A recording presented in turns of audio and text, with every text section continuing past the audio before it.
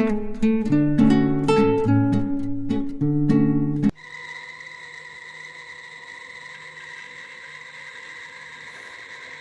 के किनारे एक पुरानी सी नीले रंग की कोठी थी। उसकी दीवारें हमेशा ठंडी रहती थीं, जैसे अंदर कोई दर्द सांस ले रहा हो। लोग कहते थे, वहाँ जो गया वो वापस पहले जैसा कभी नहीं आया। कोठी के बारे में अजीब अफवाहें थीं। कोई कहता रात को रोती हुई औरत की आवाज़ आती है, कोई कहता नीली रोशनी चमकती है, और कोई बस इतना बोलता, उस कोठी का सच जान लोगे तो चैन खो दोगे। आरोही 26 साल की सीधी सादी लड़की शहर में नौकरी के लिए आई थी। किराया कम था, इसलिए मजबूरी में उसने वही नीली कोठी किराए पर ले ली। पहली रात ही उसे अजीब महसूस हुआ। रात 2 बजे किसी के चलने की आवाज़ें आ रही थीं, पुराने पियानो की आवाज़ बज रही थी, और फिर किसी की रोने की हल्की सी सिसकी। आरोही डर गई, लेकिन खुद को समझाया, पुरानी जगह है, इमेजिनेशन होगा। कोठी के ऊपर एक कमरा था जो हमेशा बंद रहता था। मालिक ने सख्त मना किया था कि उस कमरे के लिए कि उसे मत खोलना। फिर एक दिन सफाई के दौरान आरोही को एक पुरानी डायरी मिली।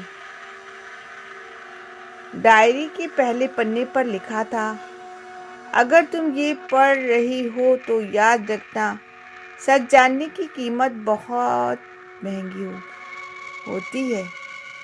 डायरी मीरा नाम की औरत की थी। मीरा इसी कोठी की मालिक थी, बहुत अमीर, लेकिन उतनी ही तन्हा। उसका शौहर अद्विक बहुत प्यार करता था उससे, या शायद हद से ज़्यादा प्यार करता था। डायरी के पन्ने भरे हुए थे दर्द से। शादी के बाद मीरा का घर से निकलना बंद कर दिया। अद्विक का शक, बच्चे, क्या खो जाना, और फिर एक दिन अद्विक का कहना, अगर तुम मेरी नहीं तो किसी की नहीं। उसके बाद डायरी के पन्ने फटे हुए थे, और उस रात आरोही ने देखा कि बंद कमरे का दरवाज़ा खुद ब खुद खुल गया। अंदर नीली रोशनी थी, और शीशे के सामने खड़ी थी एक औरत, बिल्कुल आरोही जैसी शक्ल। औरत ने कहा, मैं मीरा हूँ, और तुम मेरी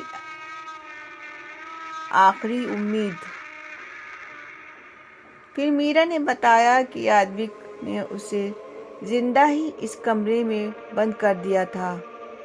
शहर वालों को कहा गया कि मीरा पागल हो गई है और भाग गई। मीरा का बच्चा जिंदा था, और वो बच्चा आरोही की माँ के पास छोड़ दिया गया था। आरोही मीरा की ही बेटी थी।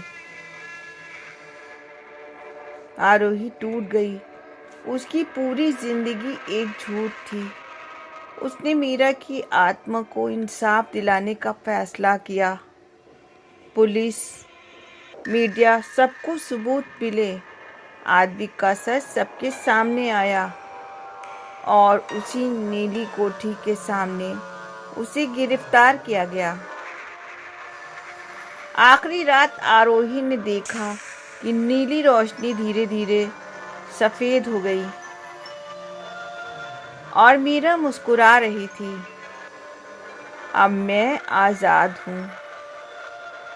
सुबह नीली कोठी पहली बार आम घर जैसी लग रही थी, पर लोग कहते हैं, कभी कभी अगर आप सच से भागते हो तो नीली कोठी आज भी आपको बुलाती है। व्यूअर्स, मेरी कहानी आपको पसंद आई हो तो लाइक, शेयर एंड सब्सक्राइब ज़रूर करें।